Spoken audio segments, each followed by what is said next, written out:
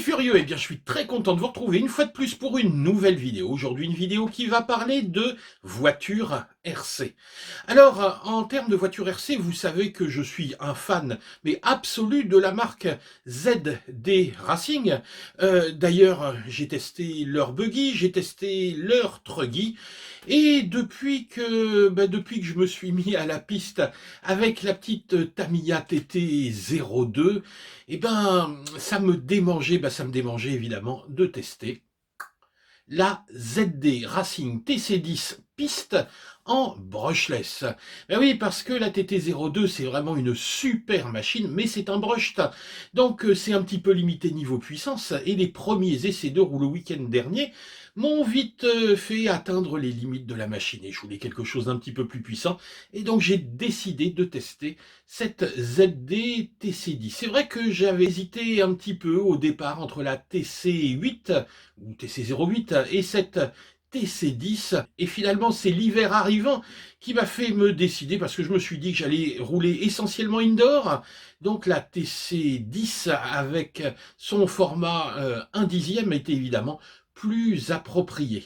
Alors aujourd'hui, on va découvrir un petit peu ce petit bolide de chez ZD Racing, et comme toujours, parce que c'est vraiment ce qui fait la force de ZD Racing, c'est qu'on est à des prix planchers pour des machines qui sont vraiment très très bien pour évidemment le loisir. On va pas faire de compétition avec une ZD Racing, mais croyez-moi, ce sont des machines performantes, des machines qui sont en règle générale solides, faciles à entretenir.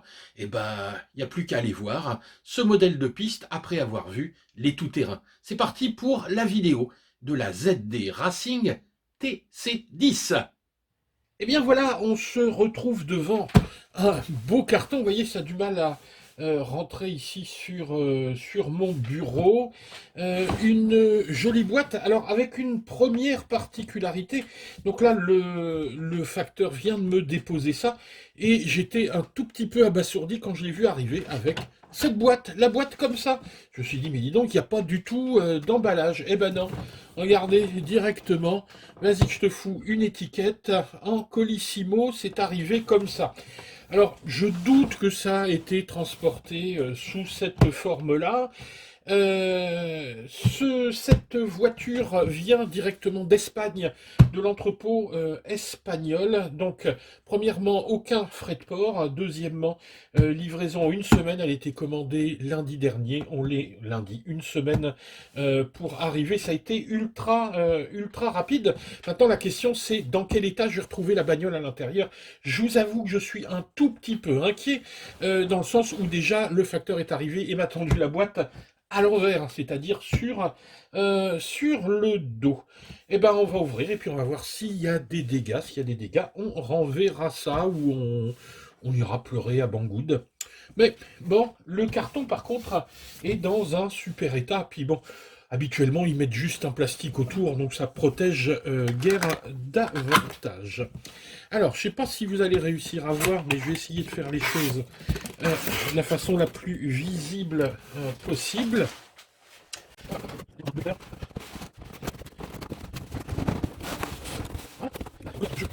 Et on va regarder ce qu'il y a à l'intérieur. Alors tout d'abord, oui, mes inquiétudes finalement n'étaient pas visiblement fondées. Vous voyez qu'il y a une protection sur le dessus, donc même retournée, la voiture ne doit pas broncher.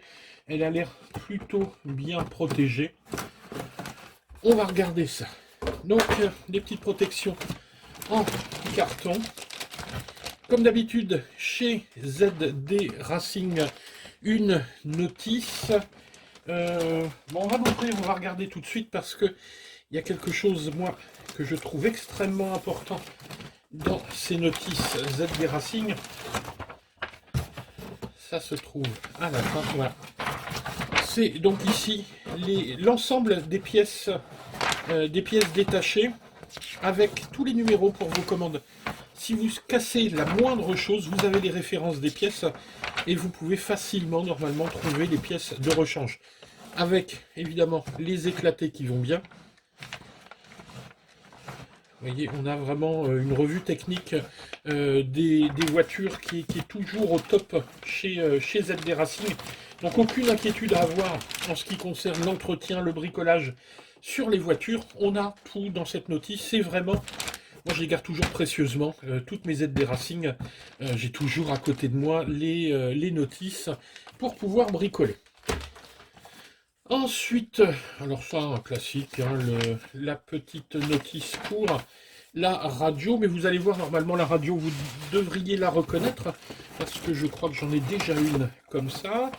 Ah, ça c'est pas mal, le petit chargeur, hein, comme toujours, petit chargeur B3 pour charger les accus. Donc si vous n'êtes pas équipé, eh ben, vous avez de quoi déjà débuter. C'est pas forcément le meilleur des chargeurs, mais en tout cas il fait le taf. Il y a la petite fiche qui va avec. Hop, on va enlever ça. La radio. Voilà, ce sera ma troisième radio de ce type-là. Je vais devoir commencer à les marquer pour les repérer. Elles sont vachement bien, ces radios. Les petites radios ZD Racing. Honnêtement, au départ, avec mon premier buggy, j'ai cru que c'était super cheap et je vous assure que ça tient vraiment très très bien dans le temps. C'est vraiment agréable à piloter. La seule petite chose qui manque, c'est une petite mousse là-dessus. Mais vraiment, c'est une radio sympa, sympa à utiliser. Bon, après, il y a 4 piles à l'intérieur, mais on peut mettre des piles rechargeables. Moi, j'ai des petits jeux de piles rechargeables, d'autant que il me semble que c'est rechargeable par ici. Mais moi, je retire les piles et je les charge directement. Alors ensuite, parce que c'est quand même ce qui nous intéresse ce matin. Voilà. Hop, donc oui, c'est bien posé sur une protection. Il n'y a pas de souci. Donc voilà notre ZD Racing piste 1/10. Tiens, je vais zoomer un petit peu. Hop. Elle a quand même une jolie gueule. Allez, on va regarder un petit peu ce qu'il y a dessous. Ah, ici les autocollants se décollent un petit peu, mais bon, ça c'est pas très très grave. Une carrosserie. Pas persuadé que ce soit du Lexan, mais bon, sur les autres ZD Racing, c'était du Lexan. Alors, oui, ça allait. Ça allait. Donc une carrosserie, bon bah voilà, hein, c'est pas du Tamiya, c'est pas la Subaru que je vous avais montré. Mais bon, voilà. Alors, déjà, ici, le SC est décollé. Voilà, bon, ça c'est rien du tout. On va le remettre en place. Hop. Alors, oulala, dis donc, c'est super bas, hein. C'est super proche du sol. Bon ben voilà, donc un joli ici châssis à livrer donc, avec hop, sa batterie ici 2S. Voilà. Donc la petite batterie 2S 7,4 volts en 25 C. J'espère que mes batteries Tamiya iront dessus. De toute façon, je vais regarder ça tout de suite. Bougez pas. Je reviens. Voyons si les batteries Tamiya vont dessus. Pas de souci, ça doit y aller. Voilà, c'est nickel. Donc les batteries que j'avais sur la Tamiya vont dessus. Donc je pense qu'ici il faudra quand même relever un tout petit peu parce qu'on est vraiment très très proche du sol. Il faudra regarder si on peut remonter un petit peu la garde au sol. On voit ici donc beaucoup de pièces en alu, un châssis en alu. C'est vraiment full métal ce truc. Alors par contre les couronnes sont en plastique. Bon bah écoutez, voilà pour le déballage de cette ZD Racing piste 1/10 qui roulera essentiellement en indoor, mais un petit peu sur le circuit extérieur quand il fera un petit peu meilleur.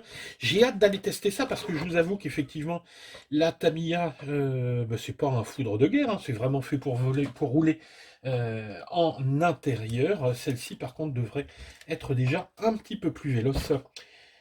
Allez, on se retrouve tout de suite pour le détail technique, le temps que j'installe tout ça, que je vérifie si tout fonctionne, et on se retrouve pour voir la revue technique de cette voiture. Allez, on y va. Voilà, on se retrouve devant notre ZD Racing TC10 que j'ai préparé. Vous allez voir, il y avait vraiment pas grand-chose à faire sur ce modèle pour la mettre en route. Alors, avant de regarder la voiture, on va redire et revoir quelques petits points importants. Tout d'abord, jeter un petit coup d'œil sur la radiocommande. Comme je vous le disais, la radiocommande, c'est la classique de chez ZD Racing, dont vous la retrouverez. C'est exactement la même que pour le Buggy 1/8 et pour le Truggy 1/8. C'est donc ma troisième radio comme celle-ci. Et pour avoir tourné beaucoup avec les deux autres modèles précédents, je peux vous garantir que c'est une radio fiable, simple d'emploi et relativement ergonomique sous ses aspects un petit peu plastiques. Elle est vraiment agréable. Le seul petit reproche qu'on pourrait lui faire, c'est de ne pas disposer d'expo, parce que moi j'aime bien l'expo sur la direction, pour pouvoir avoir un peu de précision lorsqu'on est en ligne droite et beaucoup de débattement lorsqu'on va chercher les virages à fond de chaque côté. Donc c'est un petit peu, ça permet de ménager la chèvre et le chou, d'avoir et la précision et les débattements importants, cette expo. Et on n'a pas vraiment d'expo sur cette radio. Alors qu'est-ce qu'on va pouvoir régler? On va quand même pouvoir régler un certain nombre de choses. On va pouvoir tout d'abord évidemment régler les trims, régler les reverse, mais également ici ce qu'on pourrait appeler quasiment un dual rate mais manuel, c'est-à-dire pour la direction et l'accélération, aller de 100 à 0%. Donc avoir des débattements importants ou des débattements faibles en fonction de l'utilisation que vous ferez du véhicule, et avoir également la possibilité de limiter la puissance. Moi ça c'est une fonction qui va m'intéresser, roulant indoor sur une surface qui est relativement faible, je vais devoir limiter un petit peu cette puissance, sans doute, à moins que ça ne soit une mule, cette voiture. Parce qu'évidemment, je ne l'ai pas encore fait rouler, je ne peux pas encore vous dire si c'est une voiture rapide, puissante, mais d'après ce que j'en sais, normalement, ça devrait être fort correct. La radio, qu'est-ce qu'on va dire sur cette radio? Il y a un petit témoin qui est assez joli lorsqu'elle est allumée. La possibilité de recharger la radio directement par cette prise. Alors ça, c'est un truc que j'ai jamais essayé, pour une raison toute simple, c'est que moi j'ai des petits accus rechargeables dedans, et puis je les sors pour les recharger, comme on le ferait avec des piles rechargeables classiques. La radio est une radio 4 voies, une voie de direction, une voie pour les gaz, mais également, on le verra tout à l'heure quand on regardera le récepteur, deux voies disponibles, une voie 3 ici qui est commutable par un petit inter qui est ici. Voilà, donc au pouce. Alors ça c'est sympa si vous installez par exemple des phares ou des choses comme ça.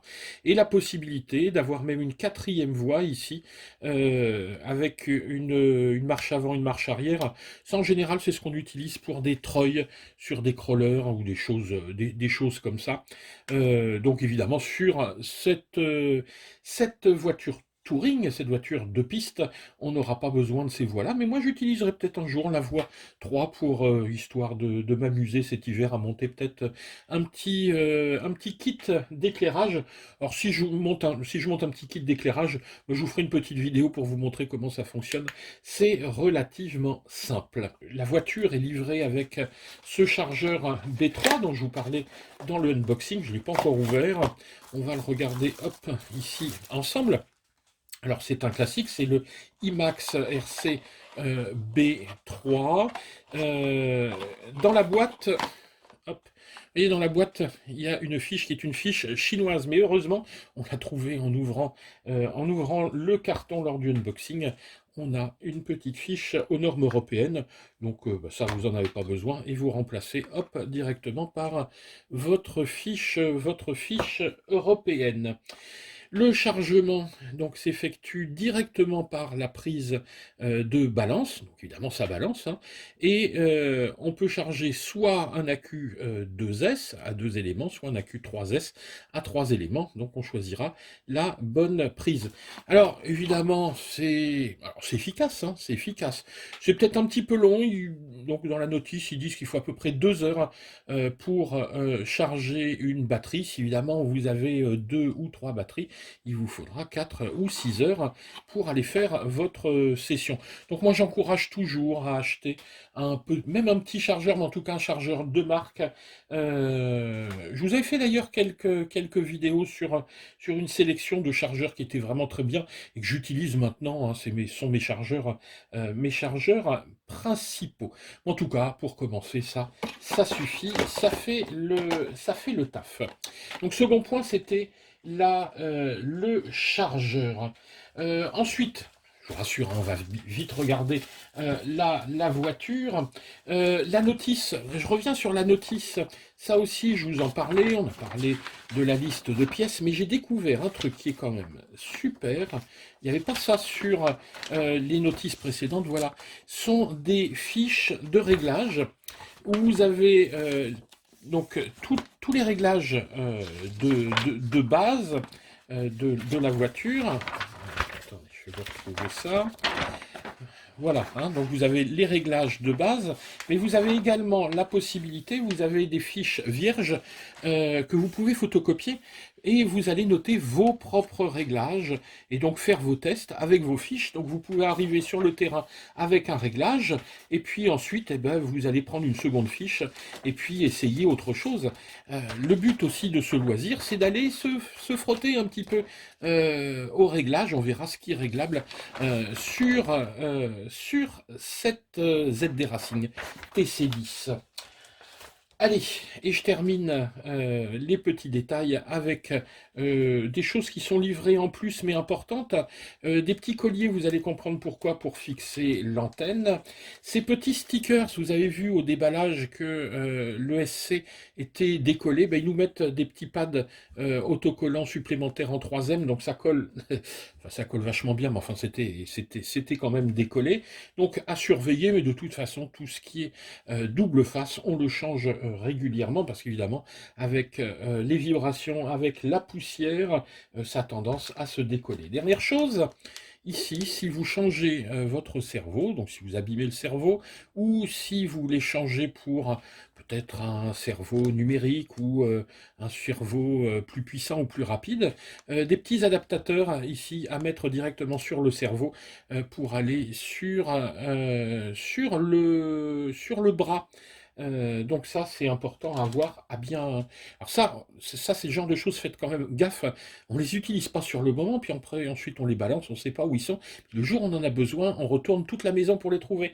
Donc ben moi, quand j'ai ce genre de choses, maintenant j'ai une boîte à trucs dont je me sers pas, et je mets tout dedans. Comme ça, si un jour il faut les retrouver, je sais qu'ils sont dans cette boîte, et j'ai plus qu'à fouiller dans la boîte. Donc ça s'appelle la boîte à trucs qui ne servent pas. Hop, voilà. Allez, d'accord. Oui, je sens l'impatience. Hein, je sens l'impatience chez vous d'aller voir ce qu'il y a dans ce petit monstre. Donc voilà. Alors, tout d'abord, une voiture qui, honnêtement, sur la photo, moi, je la trouvais moche. Mais bon, bah, chez ZD Racing, ils ont que cette carreau-là. Enfin, je mens un petit peu parce qu'en fait, la carrosserie existe en 3 couleurs. Le bleu ici, j'ai choisi le bleu pour une raison toute simple, c'est que ma TT02, ma Subaru, avait exactement cette couleur. Donc je voulais, je sais pas, je ferais peut-être une écurie en bleu. Mais elle existe également en or. Je vous mets une petite photo là. Ouais, c'est moche, hein. Enfin, moi, j'aime pas. Et elle existe également, regardez là, en noir. C'est un petit peu mieux. Moi, j'hésitais entre noir et le bleu, finalement, pour rester avec la TT02. J'ai pris le bleu.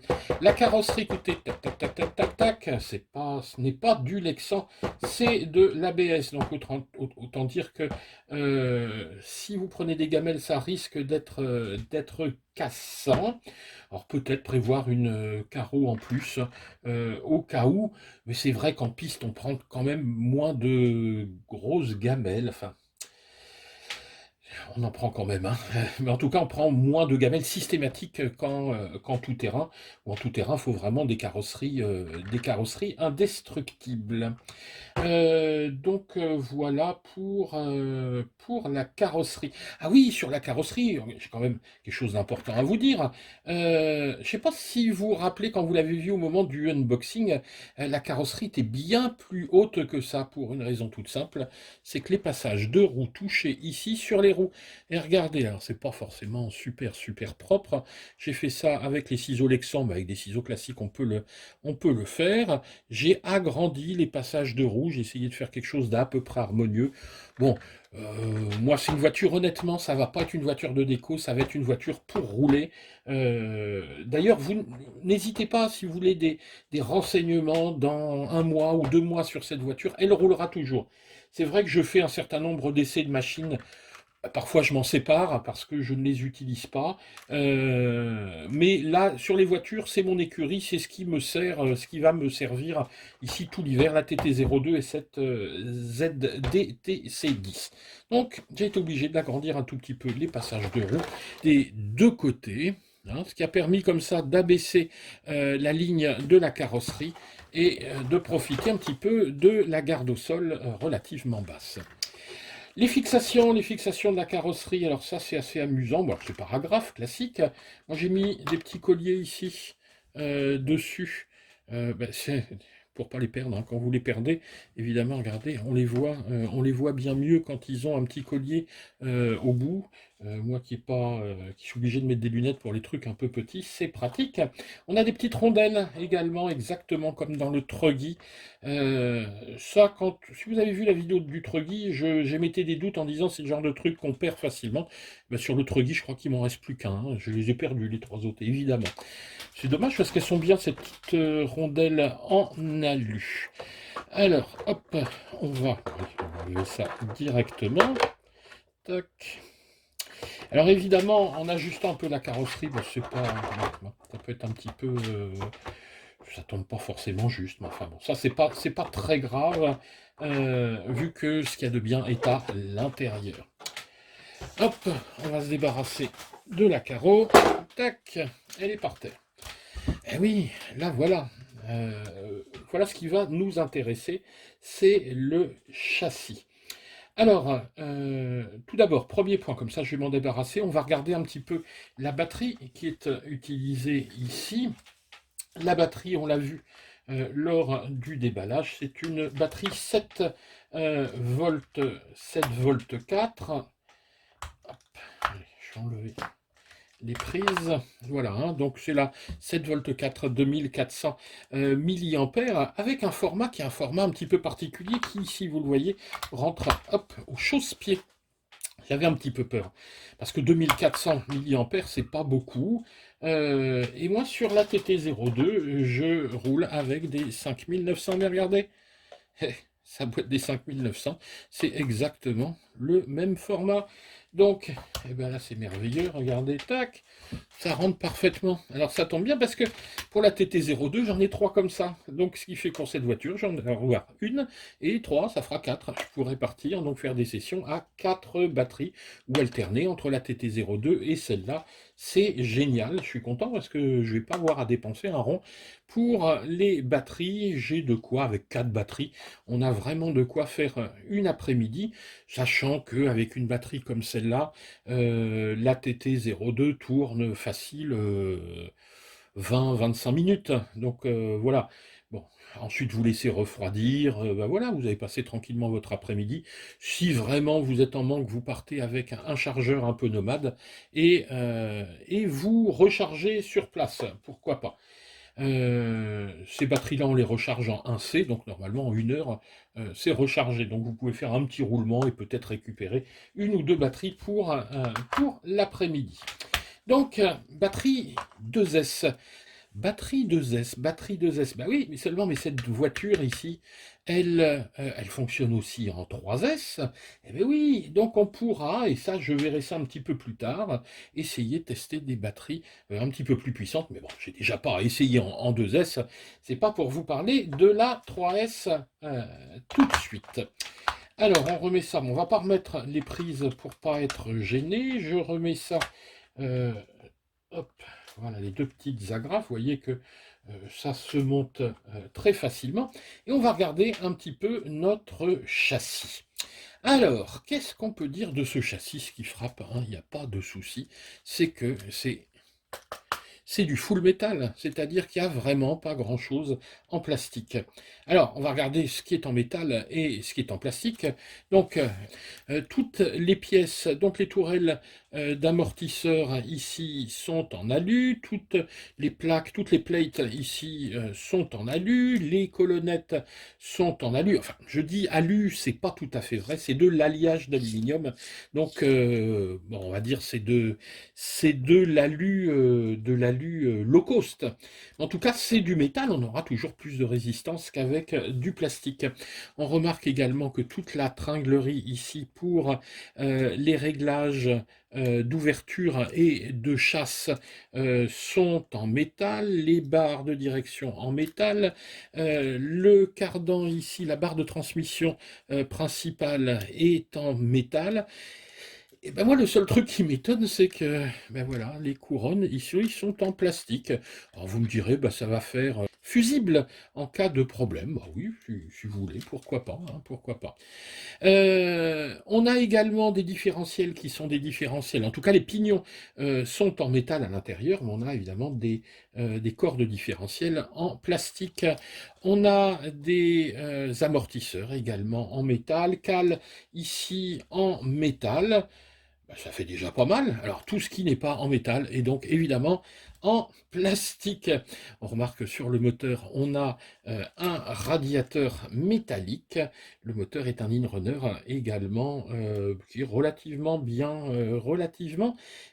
protégé. Le châssis est en alliage d'aluminium découpé CNC. Donc c'est vraiment quelque chose de très joli et de très propre. Tiens, d'ailleurs, tant qu'on est au niveau du châssis, un point là, vraiment un point que je n'aime pas du tout, du tout, du tout. Regardez, c'est la visserie. On est sur une visserie ici cruciforme et pas hexa. Alors ça pose vraiment pas de problème pour tout ce qui est vis qui arrive dans le plastique, mais pour toutes les vis qui arrivent dans les parties métal, c'est vraiment beaucoup plus problématique. Pourquoi? Parce que chez ZD, leur habitude, c'est que leurs vis ne sont ni collées ni franchement bien serrées, donc il faut tout vérifier, hein. Systématiquement, si vous avez une ZD Racing, quel que soit le modèle que vous aurez, pensé à resserrer toutes les vis. Et là, j'ai commencé à le faire sur ici toutes les fixations moteurs et je me suis aperçu qu'exceptionnellement, eh ben là, les vis étaient collées. Alors, c'est bien parce que je n'ai pas à les resserrer, mais j'ai essayé de les desserrer et là, l'angoisse m'a étreint. Desserrer des vis cruciformes collées à la loctite, même médium, ça va être meumeux. Donc j'ai pas insisté pour l'instant, mais il faudra que je me lance et que je vois si on arrive à retirer correctement ces vis. Donc il va vraiment falloir faire très attention au choix de votre cruciforme, parce que quand on regarde dans la notice, ils nous disent voilà, ce sont des vis avec alors si je dis pas de bêtises, vous relirez la fiche produit, mais avec une dureté à 10,9. Je ne savais pas qu'il y avait des duretés sur les têtes de vis, donc il paraît que c'est vachement bien. Oui, sauf que j'ai essayé un peu, moi je les sens pas du tout ces vis. Donc les petites ici, là, pas de souci dans le plastique, dans le métal, ça va être plus embêtant. Moi ce qui va se passer, c'est si j'arrive à les retirer, eh ben, je vais en remettre d'autres, mais en hexa, hein. Donc ce serait peut-être pas mal d'envisager l'achat, en tout cas pour ces quatre-là. Pour les colonnettes, ça devrait aller. Ici, c'est dans du plastique, donc sur les cellules, c'est du plastique, ça posera pas de problème. Et vraiment, ces quatre-là, c'est l'angoisse.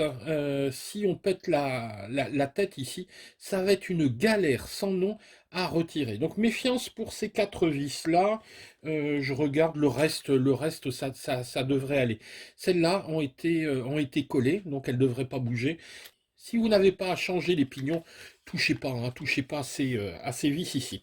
Donc, voyez toute la visserie en cruciforme.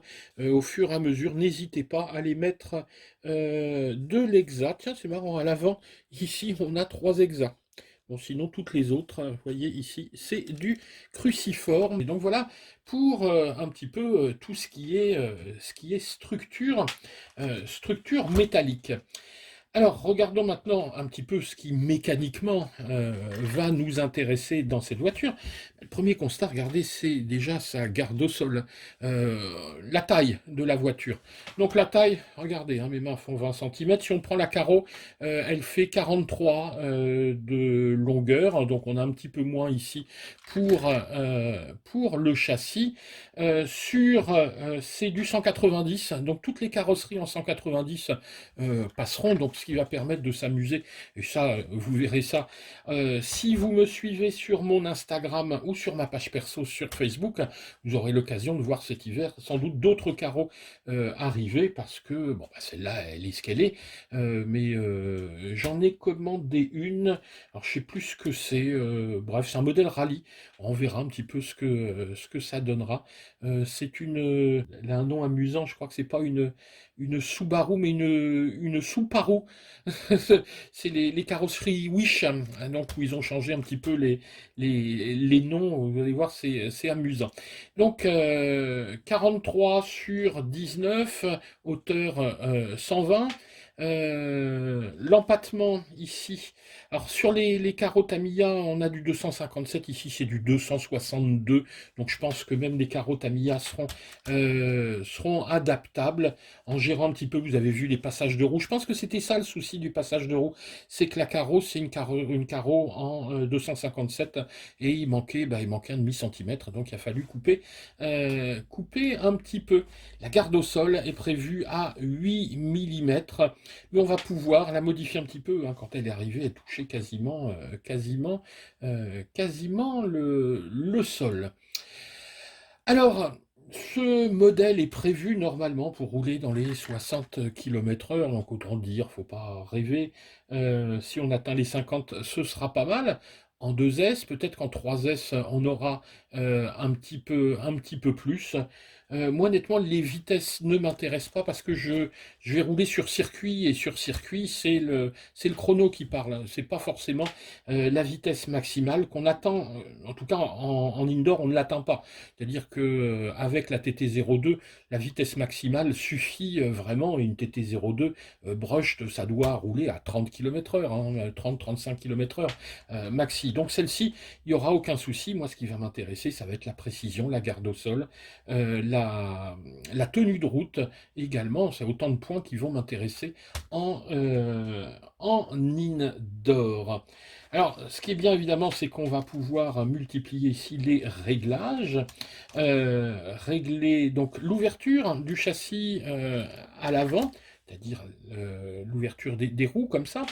On ne peut pas le faire à l'arrière, j'ai regardé, à moins qu'on puisse changer les cales ici, mais je ne crois pas. Par contre, on va pouvoir régler à l'avant comme à l'arrière la chasse des roues. On va pouvoir régler les amortisseurs, donc avec la hauteur, la précontrainte. Vous avez plusieurs trous ici sur la tourelle. On va pouvoir faire des réglages sur la viscosité de l'huile, évidemment, pour la dureté dans les amortisseurs, la viscosité de l'huile dans les différentiels, afin de mieux répartir la puissance entre l'avant et l'arrière. Donc vous voyez, il y a plein de choses qui sont réglables là-dedans pour apprendre tous les rudiments de la pratique de la voiture RC. Moi, c'est des choses que je découvre au fur et à mesure, que je ne connaissais pas il y a 6 mois, et que j'ai découvert avec un immense plaisir. Mon objectif avec toutes ces machines, c'est d'apprendre ça. J'adore ça. Voilà.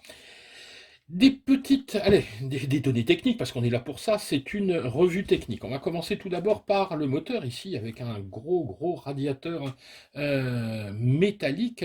Ce moteur, c'est un brushless 3650, c'est un in-runner, c'est-à-dire la cage ne tourne pas, c'est à l'intérieur, donc le rotor va tourner à l'intérieur, hein, ce n'est pas une cage qui tourne. Contrairement à ce que je vous présente d'habitude sur les drones. Ce moteur, c'est un 3000 kV. Alors, 3000 kV, ça peut paraître peu sur ce genre de machine, où on a plutôt des moteurs habituellement de 4000 jusqu'à 5000 kV, mais c'est le ratio hein, qui va compter, ça dépendra évidemment des couronnes. Je n'ai pas la taille de ces couronnes, mais enfin bon, on a un ratio qui va permettre d'avoir un fonctionnement optimum. Alors ça aussi, on peut jouer là-dessus, modifier la taille des pignons, modifier le ratio entre le pignon de sortie moteur et le pignon principal, etc., pour gagner soit en motricité, soit gagner en vitesse, parce que c'est pas forcément avec les voitures les plus rapides qu'on obtient les meilleurs résultats. Donc voilà pour le moteur. Le SC, maintenant un ESC refroidi avec un petit ventilateur, d'ailleurs c'est assez rigolo sur une petite bagnole comme ça d'avoir un ventilateur qui est aussi gros que sur les 1/8, c'est un ESC 45 ampères, qui supporte le 2S et le 3S comme le moteur. Il est pas étanche, hein, de toute façon c'est pas une voiture qui est censée aller dans la flotte, mais en tout cas il est splash proof, donc si vous roulez un peu dehors, qu'il y a quelques flaques et puis que par accident vous chopez une flaque, bon vous arrêtez, vous secouez la bagnole, vous l'essuyez, mais normalement il va résister, il va pas cramer. J'en dirais pas autant du récepteur qui ici n'est pas protégé. Le cerveau en dessous, c'est un cerveau 6 kg. Bon, c'est suffisant honnêtement pour cette machine. Voilà donc à peu près ce qu'il y avait à dire là-dessus. Oui, j'ai oublié peut-être de vous parler, dire il y a des barres anti-roulis à l'avant et à l'arrière.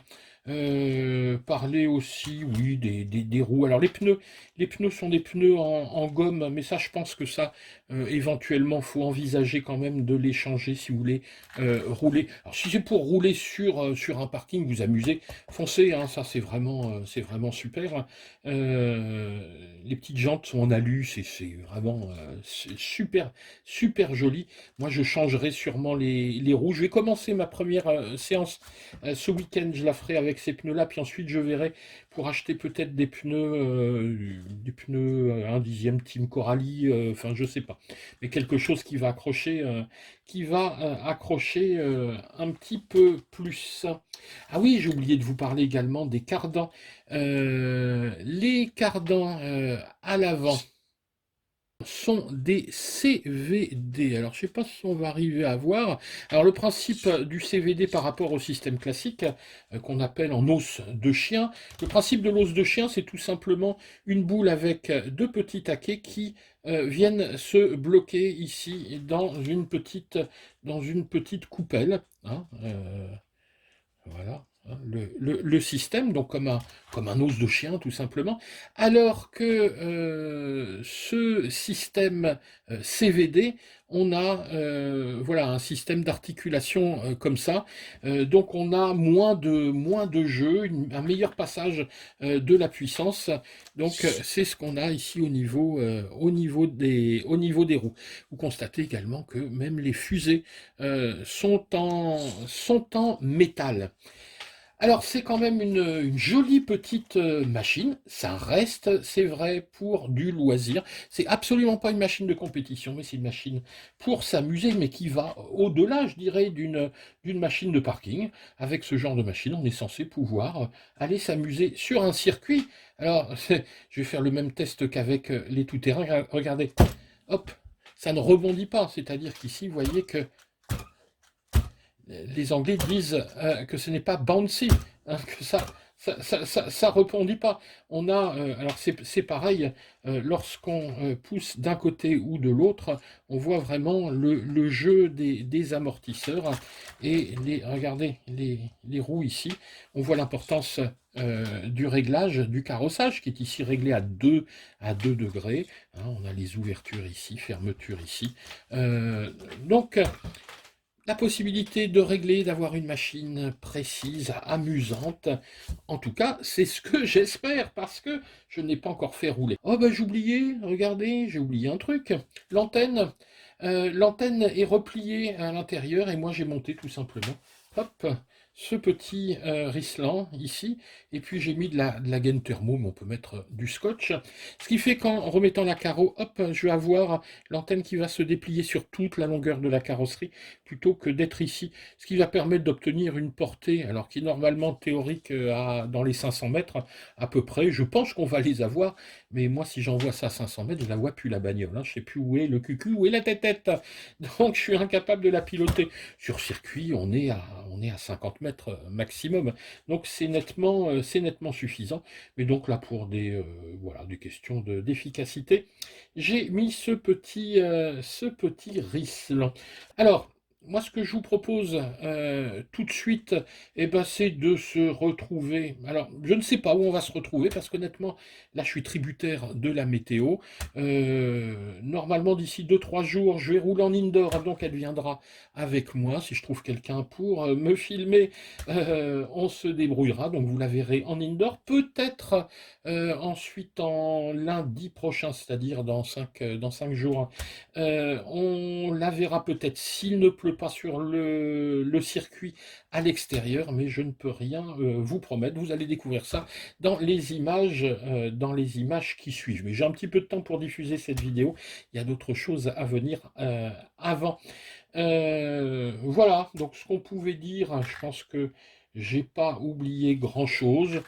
Peut-être que sur les amortisseurs, je vérifierai l'huile, je mettrai mon huile à moi, je ferai une vérification également des différentiels. Mais tout ça, je vous mettrai les images hein, sur mon Instagram et surtout sur ma page Facebook. N'hésitez pas à venir discuter hein, si vous avez ce genre de modèle. Tout m'intéresse. Parce que moi aussi, je suis en train d'apprendre. Alors, je regarde dans tous les sens. Non, il n'y a plus rien d'autre à dire. Ah oui, tiens, si, je dis, il n'y a plus rien d'autre à dire. Regardez, ici, refroidissement de la batterie prévu et puis aussi refroidissement du moteur. On le refroidit avec le radiateur par le dessus et par le dessous, une petite ouverture. Même si, bon espérons qu'il n'y ait pas des trucs qui viennent taper là-dessus, mais ça, on verra à l'usage. Voilà pour notre ZD Racing TC10. Alors si la vidéo vous a plu, surtout n'hésitez pas à vous abonner à notre chaîne. Et pensez bien à nous mettre un petit pouce vers le haut. C'est pas pour l'ego, hein, c'est juste pour le plaisir. Et surtout, si vous achetez chez les amis chinois, eh ben, n'hésitez pas à passer par nos liens. On a à votre disposition hein, sur notre page Facebook un tableau de coupons qu'on essaye de maintenir à jour. S'il vous manque un lien, vous nous le demandez, on vous le crée, on vous trouve le coupon qui va bien, et comme ça, vous soutenez votre chaîne préférée. Voilà, et ben écoutez, ça y est, j'assez jacassé. On va maintenant regarder les images de roulage. Allez, c'est parti. Ciao les gars!